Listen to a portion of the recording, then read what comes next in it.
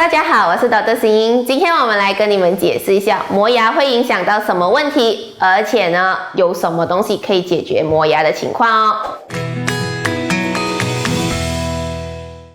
长期磨牙的小孩子或者大人啊，其实都不见得是好事哦。我们现在谈一谈小孩子吧。如果是小孩子，他在乳牙的时候磨牙，太长期的话呢，他就会耗损了那一个牙齿的表层。但如果他是在恒牙跟乳牙的交换之间呢，这样它耗损的就是它的恒牙了。那这会影响到很大的问题哦，因为它的恒牙呢，在还没有完全长出来，已经开始在耗损的话，这样下次就会很薄很短了哦。大人如果长期磨牙呢，它很容易就会耗损了它的恒牙的表层。如果耗损了表层，意思是说牙齿就会慢慢变短。想一想哦，如果你的脸部少了牙齿的支撑，意思是说你的脸就会慢慢的变短啊！不要一听到变短就很开心哦，慢慢等呢，因为我在讲的只是这一个部分，就是说1、2、3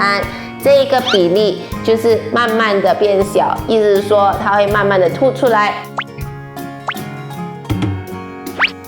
就会看起来你没有牙齿，看起来很老，所以那个时候呢，你就会后悔，还要去花钱来补救这个问题，那你就会很心痛啦。那如果夜间长期的磨牙，它会让到我们这个关节过度的使用，当这个关节过度的使用，它其实是 stretch 这里的 muscle， 而这个 muscle 它其实就是影响到我们的头部疼痛咯。所以人家说我起来头很痛啊，很多时候都是晚上你们有这种磨牙的情况哦。好，讲了这么多，我们要如何解决这个磨牙呢？如果是大人的话，我们其实是比较容易解决。第一个呢，就是让他戴晚间的帽盖。什么是帽盖呢？这帽盖它其实是特别的定制的，就是牙医给你拿了膜，然后做这个帽盖，给你睡觉的时候穿着。那这个帽盖呢，它不会弄到上方的牙齿被磨损，或者是下方的牙齿被磨损，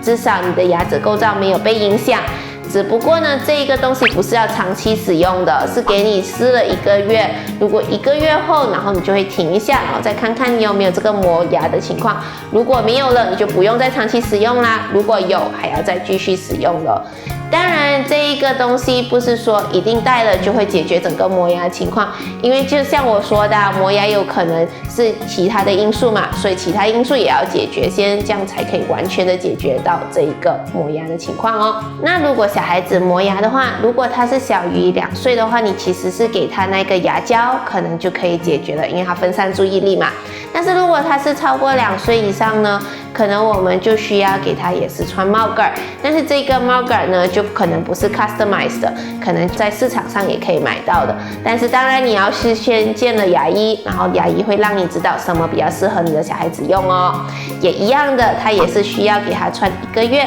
左右，然后过后再来看他有没有再继续的磨牙。如果没有了，我们就可以直接的停止咯。如果呢，小孩子或者是大人啊，他是因为呼吸而影响到睡眠不好，然后再影响到磨牙，那有可能你需要去见医生，就所谓的睡眠医生啊，或者是牙医，他们有一个 team 会来跟你做检查，然后他们才会可以跟你解决到这个问题的哦。那如果有些人的磨牙，它是因为压力还有敏感而造成的话呢，那就要请你们快快的去找出什么原因而导致这个压力或者敏感。讲了那么多，其实最重要的还是要爸爸妈妈去慢慢的探索到底什么因素造成小孩子磨牙。虽然我们不可以给你知道哦，这是因为这样子而变成磨牙的，但是如果我们慢慢的解决了 A， 然后再去 B， 然后再去 C， 说不定这个整个磨牙的情况就会慢慢的变好啦。好，今天就到此为止咯，拜拜。